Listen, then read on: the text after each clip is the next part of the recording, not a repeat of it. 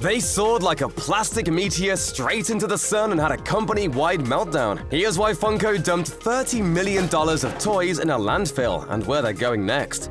Funko's humble beginnings date back to 1998, when toy enthusiast Mike Becker started the business from his home. For 7 years, the company experienced modest success in selling bobbleheads, including characters such as the Big Boy mascot, the Cheerios Honeybee, Popeye, and others. In 2005, fellow toy enthusiast Brian Mariotti recognized Funko's potential and bought the company from Becker. Shortly after, Mariotti pivoted slightly away from bobbleheads with a new line of nostalgic-themed figurines called Fantastic Plastic. Soon, Funko began expanding its licensing into movies, television, and video games, and showcasing their products nationwide at different conventions. And I think we knew right then and there that we had something on our hands. By 2011, Funko would hit its stride with a new line of products that would put the company on a fast track to becoming a global phenomenon. Cue Funko Pop.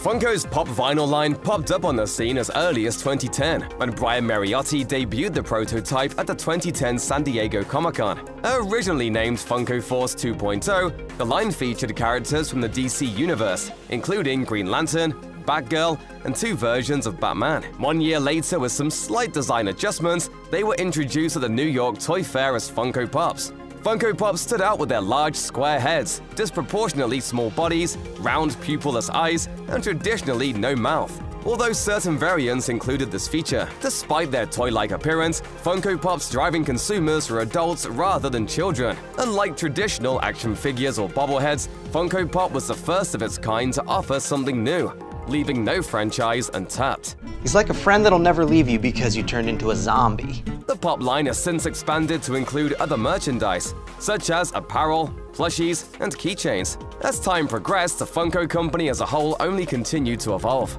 A pop culture company like Funko is built on licensing agreements, which permit Funko to use the licensor's intellectual property.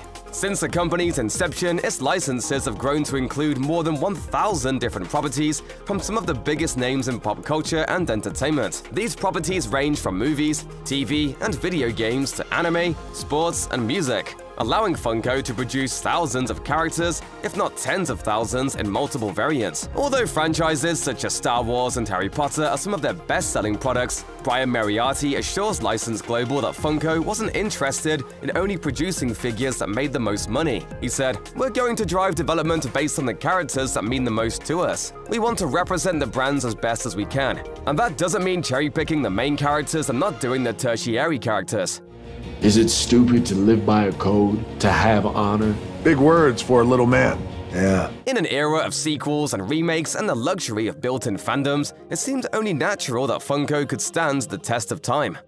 Funko stock went public on November 2nd, 2017, setting its IPO at $12 per share, with hopes to raise upwards of $125 million.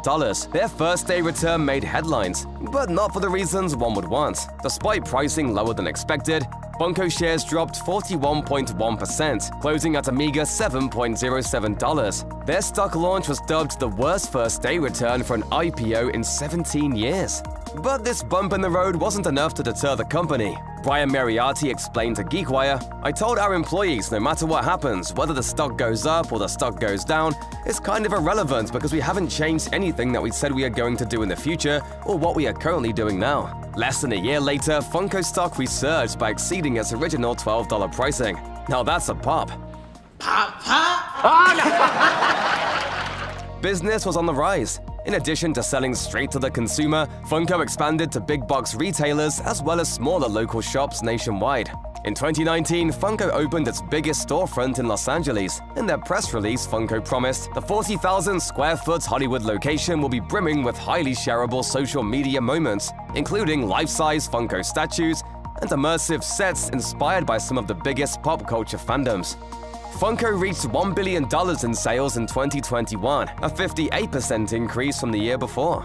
But the company wasn't the only thing increasing in value. Individual pop figures started reselling at an all-time high. Retail prices typically range from $10 to $15, but if you were lucky enough to get your hands on certain exclusives or limited edition stock, they could be worth upwards of $25,000. In fact, Funko Pop's value skyrocketed so much that some even resorted to thievery. Most notably, a New York City man accidentally knocked an elderly woman unconscious while fleeing a Barnes & Noble with $35 worth of Funko Pops. You know, they're obsessed. It's a great business you got here.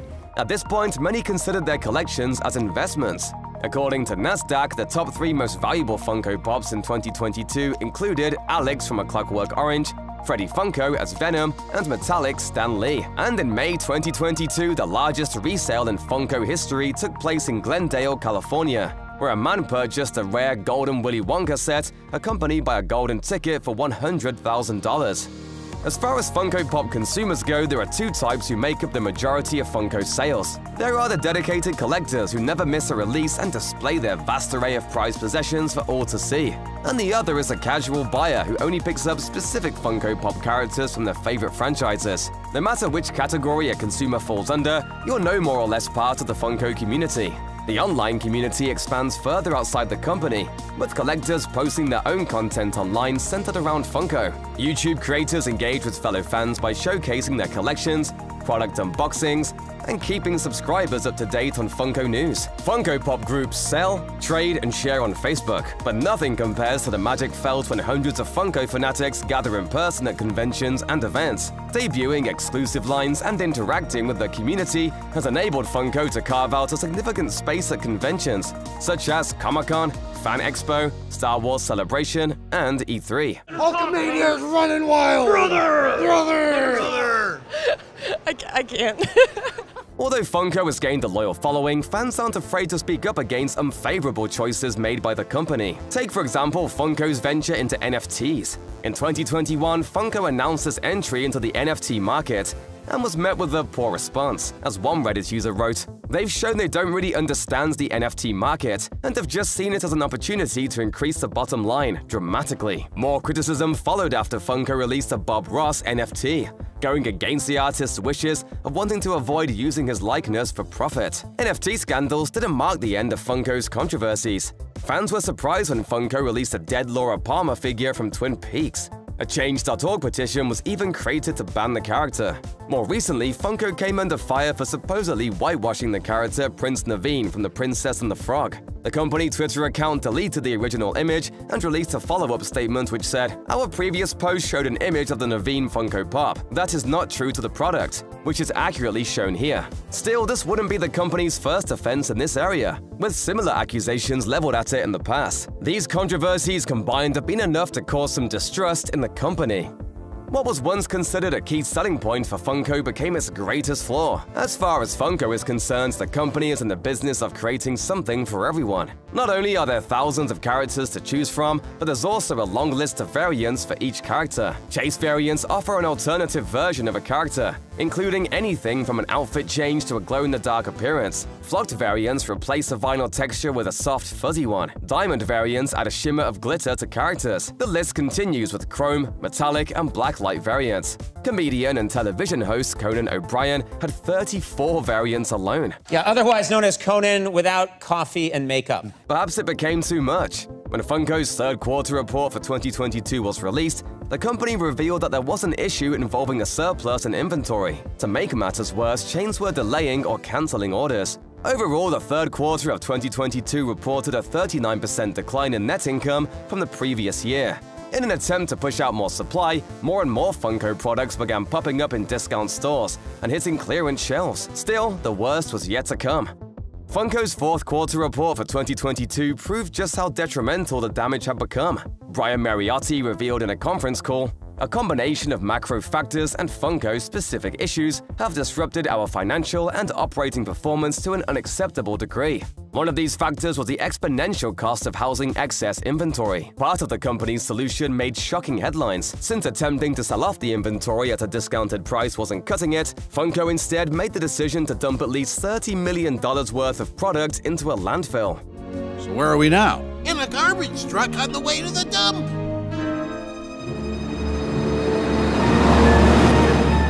Between the waste, environmental concerns, and in consideration with regards to this decision, fans of Funko were disappointed, to say the least. One Reddit user said, "This is most likely just another example of corporate greed. They would rather throw unsold merchandise away than donate it or give it away. But is bad press enough to tank the company for good?"